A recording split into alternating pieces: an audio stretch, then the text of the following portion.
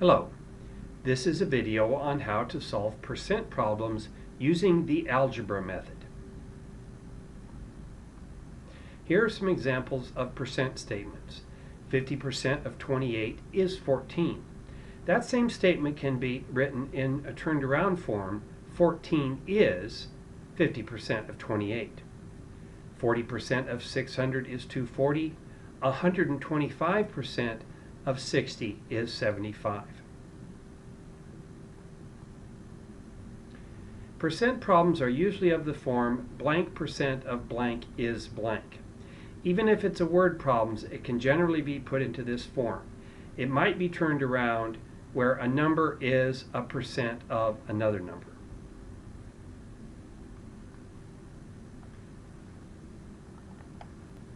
Note the percent could be larger than 100%. 100% is 1. It means we have all of the number. Greater than 100% means more than all of it.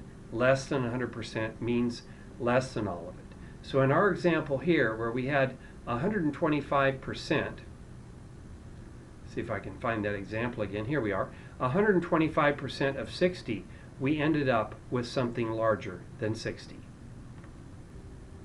Solving percent problems with the algebra method is very easy. You're generally going to have two of the three numbers given and one unknown. You're going to turn the words into symbols. Of becomes multiplication, is becomes equals. Of course, you write the percent as a decimal. You plug in the known numbers and you put x in for the unknown number. Let's see an example. Let's say our problem is 25% of 80 is what number?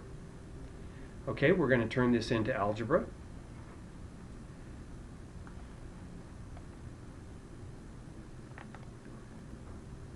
%25 becomes 0.25.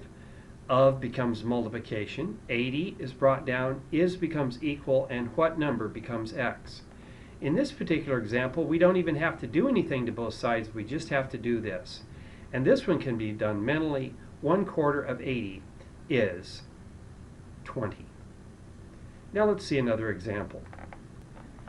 In this example, we have 8.2% of what number is 5.74. So we turn this into algebra. 8.2%, we move the decimal point 2 places to the left, and this becomes 0.082.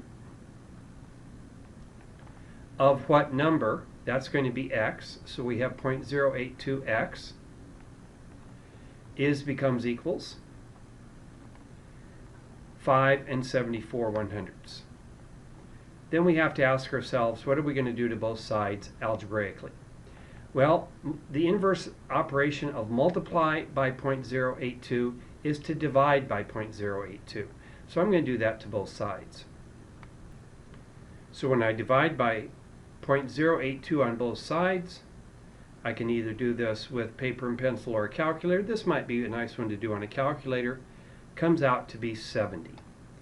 So therefore, 8.2% of 70 is 5.74.